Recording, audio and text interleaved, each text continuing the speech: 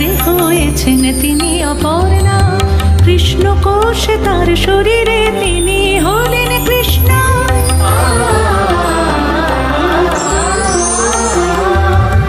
ইচ্ছা বলে কৃষ্ণ কোষ ত্যাজিলেন মাতা,